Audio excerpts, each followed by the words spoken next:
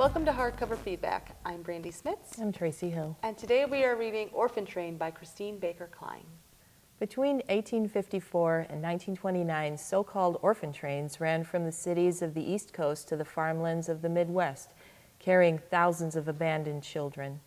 As a young Irish immigrant, Vivian was sent by rail from New York City to an uncertain future a world away. Returning east later in life, Vivian keeps reminders of a turbulent past hidden in trunks. 17-year-old Molly knows that a community service position helping an elderly widow clean out her attic is the only thing keeping her out of juvenile hall. But as Molly helps Vivian sort through her keepsakes and possessions, she discovers that she and Vivian aren't as different as they appear.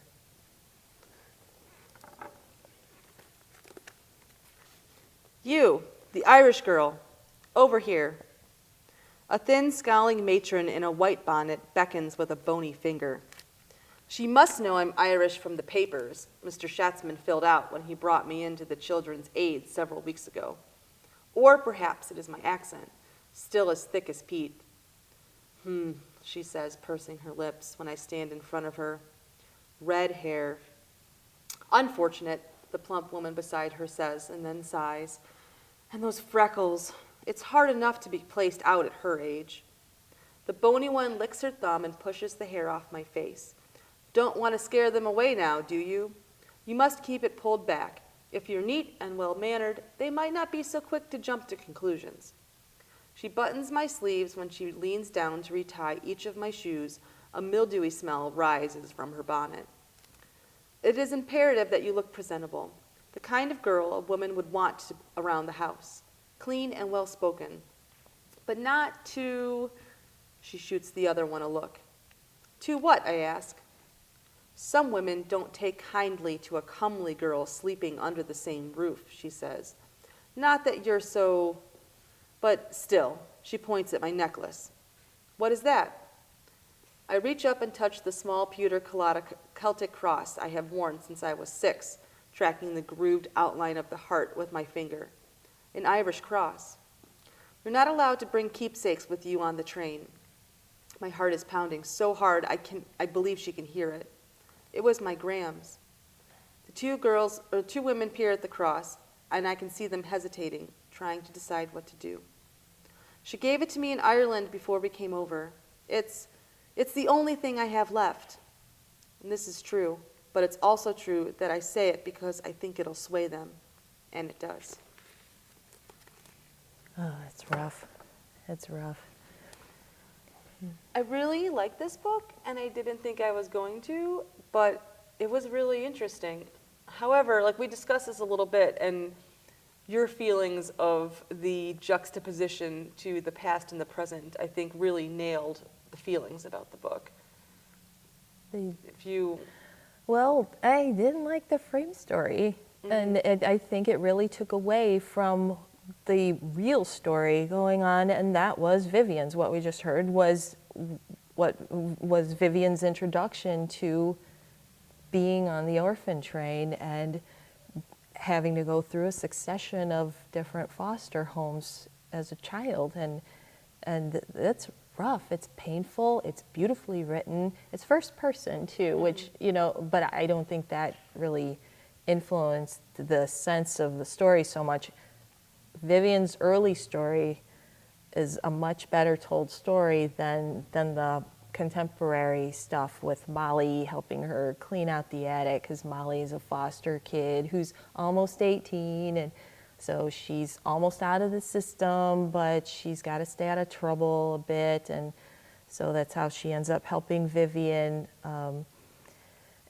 I don't think they were equivalent at all, though. I get where she was going with it, and I respect it. I don't think that Molly's story was necessarily the best part about the book, but I get it. I get that it was like, this is what it's like to be a foster kid today versus this is what it was like to be an orphan in the 1920s. Yeah. I mean, and I get what she was doing. It made a lot of sense. And I kind of just almost ignored the Molly parts from time to time and really focused more on the Vivian story. And like you said earlier when we were discussing, it would have been better just to be a straight historical fiction book and just Vivian's story. Yeah. And But I get it. I get what she was doing, and I respect that attempt. yeah, and the attempt, all right, you know, degree of difficulty was high though, and I don't think that Kline met that challenge. That's my gripe with it. I don't think that the Molly content of the book was all that relevant. It really came off. It rang false in a lot of places, you know, just Molly's whole character wasn't very believable. Her foster situation involved some serious stereotyping there. And Well, even her being a foster child was completely stereotypical. yeah, I mean, why did she have to be a foster kid herself, And, you know? well, but that part I don't really care so much about, but it was the fact that because she was a foster kid, she was definitely rebellious by nature. She had to be. So she had, you know, dark black hair and, you know, heavy makeup and piercings. The and author's tattoos, attempt at writing and a it's goth.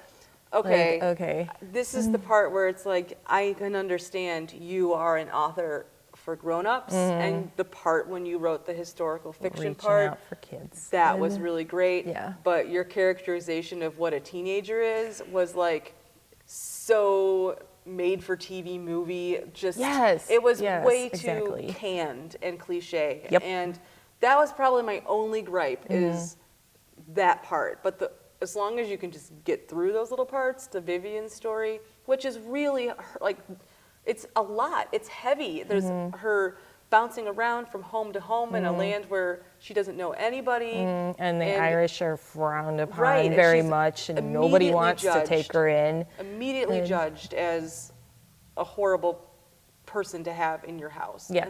And She's treated like a servant and worse. She's not treated well for the longest time, and she suffers a lot. I did not really appreciate the level of melodrama that came up sometimes in both the framing story and in Vivian's past life. It's like, isn't it bad enough she was a child who lost her family and then had to get shuffled into a foster home in the first place? No, Under there's- this structure, there needs to be then more you bad got- things. Oh yeah, of More course. bad Let's put her in things. several different ones, and each one successively worse than the last. And let's do it that way and make it really horrible so you feel so bad for this child. And yeah, I didn't really care for the exaggeration there, and I did not think that the author had a good grasp on how adoptees would realistically respond to things. And I feel like the more I talk about it, the more it sounds like I don't like it, but I really did like this book. It's just easy to pick out the few parts I didn't like. But, I mean, I really did enjoy it, and I gave it 3.5 stars, which is back to my normal higher end of rating. But if I give a book a high rating, it usually means that I would read it again. Okay. And I feel like I would definitely read this again, and I would definitely recommend it to people. So 3.5 is where I'm going, despite the issues that we discussed. You're kind. I am kind this you're time, kind. yes. And it's good. You know, I understand your reasoning completely, and I see a good chunk of what you saw good in it. But because the Molly frame story was so faltering in so many ways for me, and because there was so much unnecessary drama in Vivian's story, because the real kids who lived through this stuff maybe didn't have such extreme situations, but the situation that they were in by being orphans shuffled along this train was bad enough. You know, plenty of drama for all. I only gave it 2 stars.